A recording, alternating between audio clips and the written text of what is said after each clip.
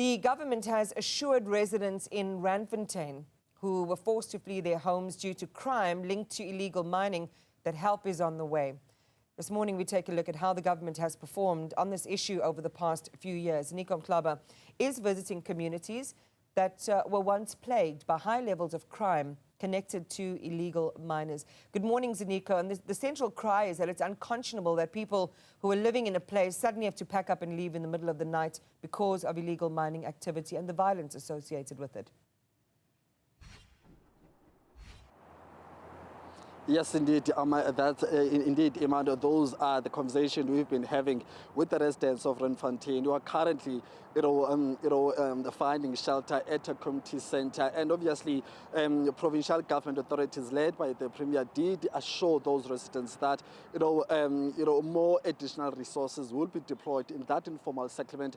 And of course, those who wanted to return to that informal settlement will have an opportunity to go there and still feel safe, because police will be deploying special police unit to ensure of their safety. So we've decided today, especially this morning, Iman, to go back to River. You'll remember that in 2023, there were a couple of shootings that were taking place here, especially in the month of August. And of course, that led to full-scale police operations who came here to ensure that, they nab those operations. They even went as far as closing some holes which were dug by illegal miners in terms of trying to access the minerals under these particular communities. So we're back here today. So in the past 30 minutes, since we've been here, we've been talking to some people who are obviously afraid to talk to us on camera.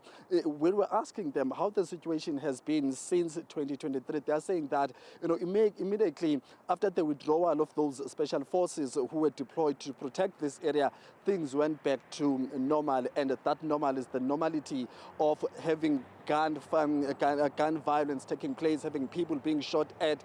And obviously, we also saw some illegal miners in the last 5 minutes or so walking from this informal settlement into this open field where those particular holes are closed off. But what was interesting, or what is still interesting, is that at that time in 2023, Police Minister Begekele at the time assured that they will wipe out literally all those illegal miners who are still underground. So let's go back to 2023 and have a listen to that particular conversation that Minister Begekele held with the residents, and assuring them that police will deal with this problem, specifically here in Rivali.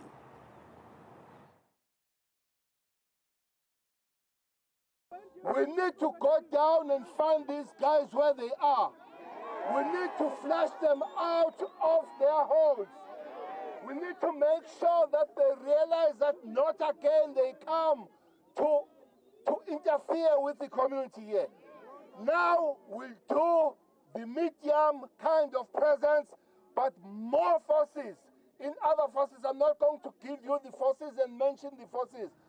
That's the former Minister of Police, Begekele, just responding or reacting to that violence that was experienced by the people of Rivali. So from here, Iman will get to the community, get to speak to them in terms of how things are at this point. It's back to you for now.